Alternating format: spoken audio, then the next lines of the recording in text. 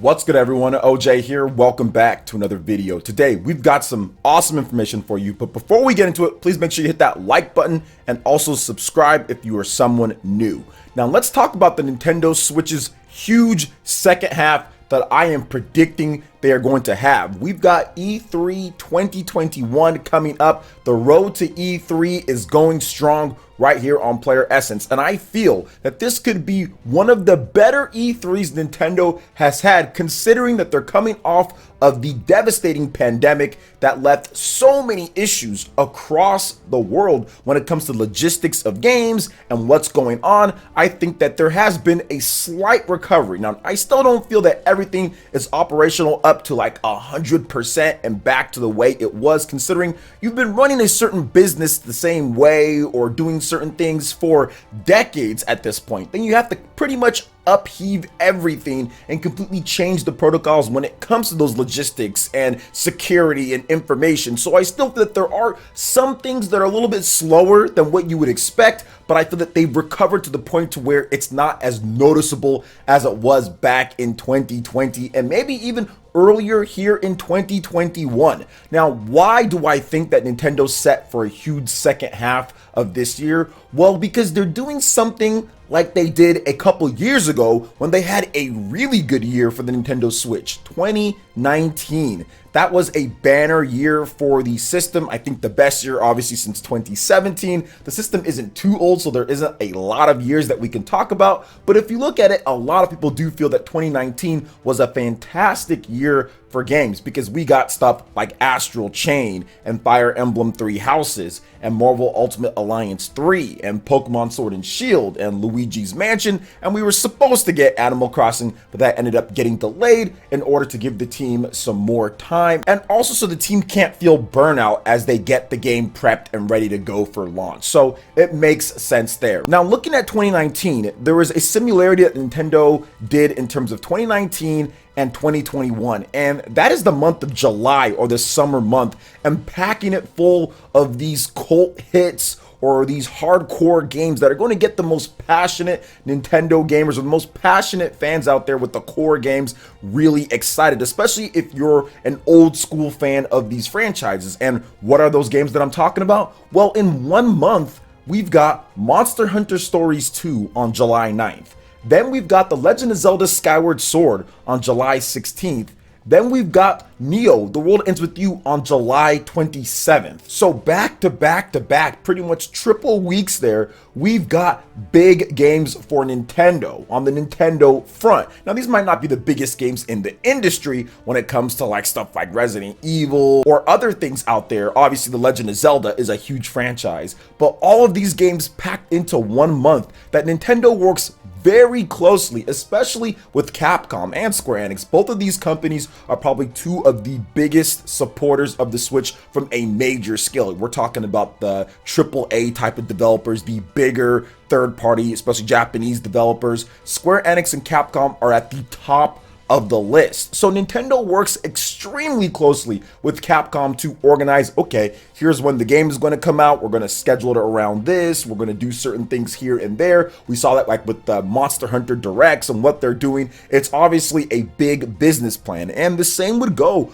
for Square Enix and Nintendo with stuff like Bravely Default and also things like Neo, The World Ends With You, which is going to be a big game. So they're working together with these third parties when it comes to a solid release list and lineup. So why would they put all of those games in July? It seems like they're just trying to get them out because there are going to be some other major things towards the end of the year. And it was very similar to what we saw with, I would say, stuff like even Astral Chain and Marvel Ultimate Alliance and Fire Emblem Three Houses. All those games launched in such a short amount of time over the summer, mid-summer, or right afterwards. It was just like game after game after game. They made like Daemon X Machina. Then we also had The Legend of Zelda. There was the Link's Awakening game. I mean, there was just so much stuff packed in there. It was crazy to see how much they did put in. So something's kind of telling me that there's probably at least minimum 2 big games when it comes to sales power, like we saw back in 2019 with Luigi's Mansion 3, which is almost sold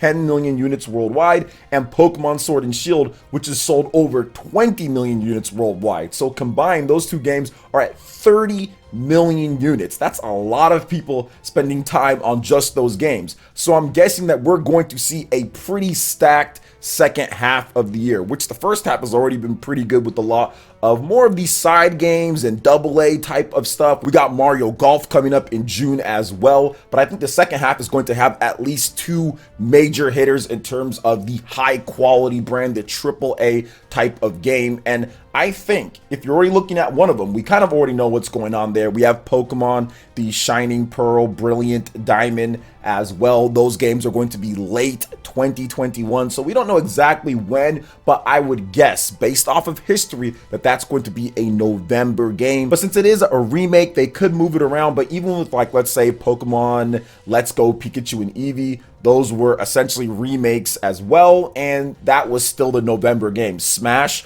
got moved to December for that. Even though Nintendo wanted to have it a bit earlier, that got moved to December. So I do think that that's going to be a November game. So we're going to probably see at least two games set around that. Maybe one in December, or maybe one in October, September, some of those areas. And I'm thinking that they're going to be of the massive variety. One of them is probably going to be in like December or something like that, or October. Then the other one's probably going to be like September or something like that as well. Or maybe they even go with a dual strategy with November. They have one at the beginning and end, but they'd probably just put it to December on there. But I'm guessing that there's going to be at least two major games. So what are those games? I think that's the huge question here. What could those possibly be? So many people feel that Mario Kart 9 is not a possibility because of the incredible sales of Mario Kart 8 Deluxe. Now, I've always stated that Nintendo is working on Mario Kart 9. It's just a matter of when they're going to release it. I think they want to release it when they have at least minimum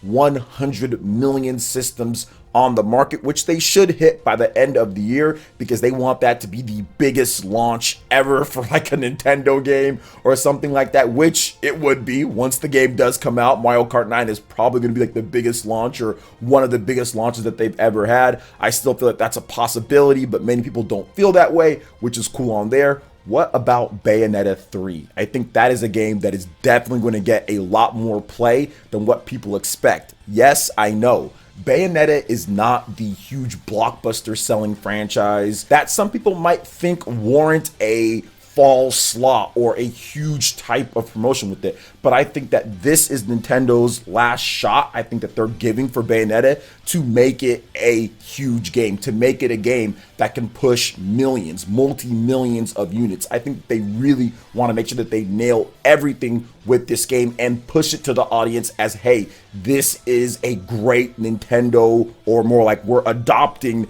this franchise for you to play. Go out there and buy it. It's amazing. Now, we did have a little bit of momentum with Astral Chain, which did over 1 million units, but I think that Bayonetta 3 needs to do several million units, considering the quality of the game is probably going to be spectacular, because Platinum Games always make spectacular type of titles when it comes to their bigger budget games. And Nintendo is taking so long to show this game. And I feel that since they are taking so long to show this game, that means they want the perfect release. They want to know exactly when it's coming out. And they want to show it to where they can showcase this game to all of the Nintendo fans, to show them what this is about and why they need to pick up Bayonetta. So I feel that Nintendo is going to try to transform that franchise into something that can be a long-standing, long-selling, best-selling one. There is definitely a challenge, right? It's going to be mature rated. We do know about that. It's an action game, so those games just don't do as well when it comes to like the stylish action stuff like Astral Chain, things like that. But there's no reason why, in my opinion at least, there's no reason why if we get stuff like Monster Hunter that can sell multi-million, 6 million plus, things like that, and going, that's probably going to be a 10 million unit seller plus. There's no reason why a game like Bayonetta can't sell 4 million or 3, 4, 5 million. There's no reason why it can't do a fraction of those numbers, right? At least at the minimum 3 million plus within a short amount of time. I think that it's kind of all hands on deck. So I feel that Nintendo is going to push Bayonetta as this big must-have fall type of game, despite it not being known for that type of thing. I think that's the reason why they're holding on to it. They want to impress. They want to impress and say, hey, this is just as big as what you would expect on any system. And I feel that it is going to look a bit different than what we expect. So I am thinking that Bayonetta is going to be that big game. I mean, there's always other stuff as well. If you look at what some third parties are doing, I think there's going to be some more. Obviously, we have stuff like No More Heroes 3 that's coming out in August or so. But I think that there's going to be a number of surprises at E3 to kind of fill in some of the other things.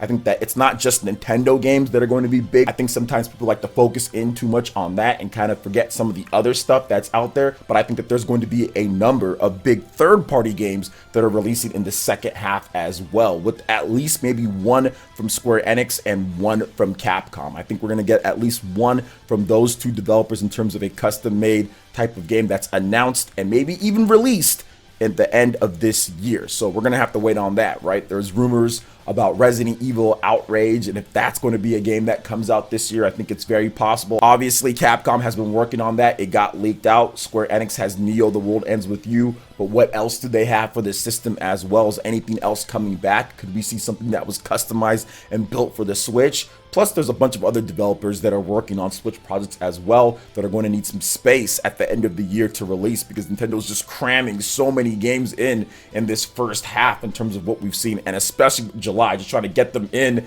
you know, in the midsection of the year. And then the second half is probably going to be filled with a bunch of games ranging from the smaller end games all the way up to the top end games. So I think it's going to be very interesting to see how Nintendo kind of operates and goes about this. But what are your thoughts on this, guys? Let me know in the comment section below. All right, and moving on to the next topic here, guys. It looks like we're going to have some big concerning news for the PlayStation 5 going forward. And if you're expecting to get one of these systems, well, you might be out of luck, because PS5 shortages are expected to continue into 2022.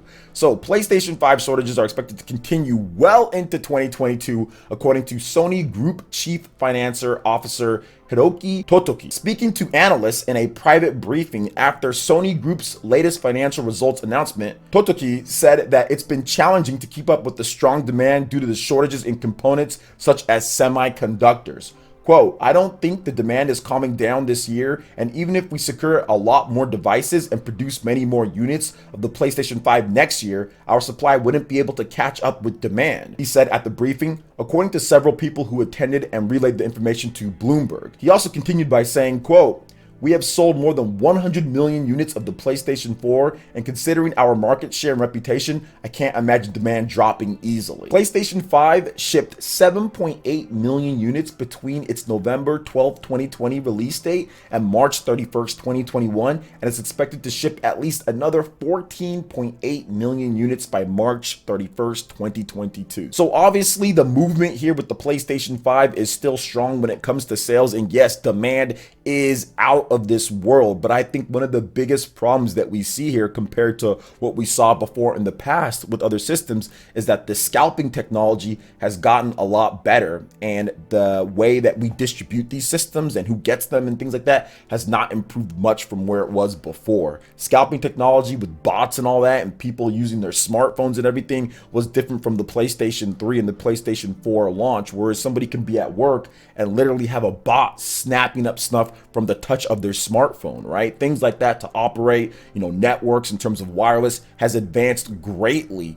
And all of the technology that people use to do anti-scalping and stuff like that has not worked as good. Now, there are retailers that are trying and doing their best, but there's still quite a number of people that are scalping large amounts using bots, which is just very unfortunate because a lot of people do not have a PlayStation 5 and want to get one. But it's one of those things to where right now the good news is that there isn't a ton of must-have, I have to play this right now on PS5. A lot of people are buying it off of hype and stuff like that, but it's not like they have like, oh my gosh, like 5 million games out that everybody wants to play at this point. So that's the good news. Now things are going to get bad though, because Ratchet and Clank is coming out very soon here, and by 2022, depending on where things are, obviously we're going to get stuff like Horizon Zero Dawn, that's going to be coming out. God of War Ragnarok is going to be coming out. So once these games come out, like, things can get a bit more desperate for people as the big games start dropping. Returnal just dropped right now and people are enjoying that when it's not crashing and stuff stuff for some people. So the games are starting to flow a little bit more here. We're starting to get some third-party developers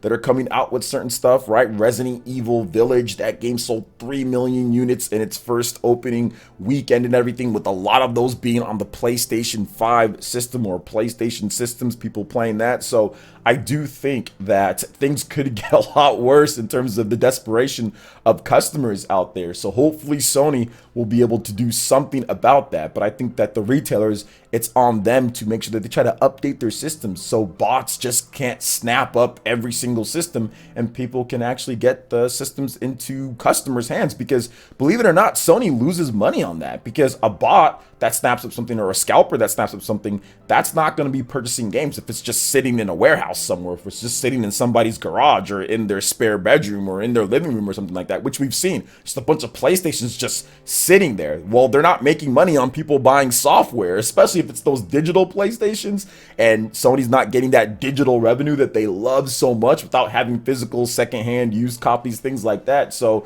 it's definitely hurting them in the long run at this point. So Sony and these retailers need to do something to work on that, but we'll see how it works, guys. We'll see how things go, and I'm hoping that things can maybe take a turn. Maybe there's something that comes up to where some more parts can come. I'm hoping that maybe something happens drastic. But in the meantime, shout outs to my man, Jake Randall. Make sure you guys follow him at Twitter. I'll have a link to his Twitter page and also his YouTube. He does a good job of helping people get PlayStation systems, helping people get Xbox systems. He does live streams. He has sources on drops and when they're coming and everything. So I'll make sure to direct you guys to him, link in the description below, and he can help you guys get a PlayStation 5 if you want one, or an Xbox if you want one as well. So what are your thoughts on this, guys, on both topics here? Let me know in the comment section below. All right, guys, that wraps it up for this video here. Check out the links in the description. We've got Twitter. Go and give us a follow on there. Stay up to date on latest gaming news and information. Also, make sure you like, comment, subscribe, and share this video if you can.